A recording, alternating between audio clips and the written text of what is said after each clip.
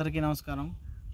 ప్రస్తుతం యువత online games అని అలాగే ఐపీఎల్ బెట్టింగ్స్ రకరకాల వ్యసనాలకు బానిసై తల్లిదండ్రులను శోక సముద్రంలోకి ముంచేస్తున్నారు.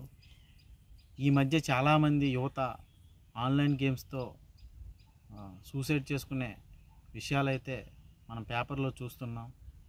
ఎందుకు జరుగుతుందో ఎలా జరుగుతుందో తెలియదు, కానీ బానిసైతే మాత్రం బాగా అవుతున్నారు. కానీ ఒక్క విషయం మాత్రం వాళ్ళు ఆలోచించలేకపోతున్నారు. ఉన్నత చదువులు చదువుకొని ఒక మంచి ఉద్యోగ అవకాశాలు పొంది ఒక ఉన్నత స్థాయికి వెళ్ళే వ్యక్తులు ఇలా చనిపోవడం మాత్రం చాలా దురదృష్టకరం. ఇప్పటికైనా యువత ఒక విషయం మాత్రం ఆలోచించాలి. మనం ఒక మంచి స్థానంలో ఉంటే 10 మందికి సాయం చేయగలం. అంతే తప్ప అనవసరంగా చనిపోయి మన తల్లిదండ్రుల్ని శోక సముద్రంలో ముంచేయడం తప్ప మనం సాధించింది ఏమీ లేదు.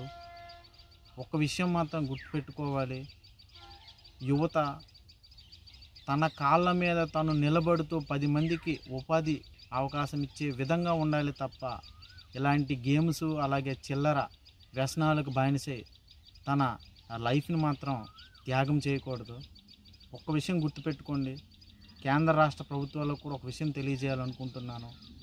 మీరు అనేక సంక్షేమ పథకాలని మేనిఫెస్టోలని రకరకాలుగా పెడుతున్నారు, కానీ ఈ మద్యము అలాగే ఈ ఆన్లైన్ గేమ్స్ ఇలాంటి యువతకు ఒక మంచి పద్ధతిలో తెచ్చే విధంగా ఒక ప్రత్యేక చట్టాలు అయితే తీసుకురావడం లేదు. ముందుగా ఈ విషయాలపైన ఆలోచించండి. టెక్నాలజీ రంగం పెరుగుతుంది, కానీ ఈ యువతను ఒక మంచి పద్ధతిలో తీసుకునే టెక్నాలజీ అయితే నేటి భారతదేశంలో లేదు. ఇలాంటివి ఏవైనా ప్రవేశపెట్టి ఒక మంచి మార్పును తీసుకురండి. అప్పుడే ప్రజలు హర్షిస్తారు, అలాగే యువత కూడా మీ పైన మీ ప్రభుత్వాలపైన హర్షిస్తుంది తప్ప ఇప్పటికైనా రాబోయే తరాల్లోకి ఒక విషయం ఆలోచించి ఒక కొత్త చట్టాలు తెచ్చే విధంగా మాత్రం ప్రభుత్వాలు కృషి చేయాలి. యువతను కాపాడుదాం, మంచి భవిష్యత్తునిచ్చే విధంగా ముందుకెళ్ళాలని కోరుకుంటున్నాను.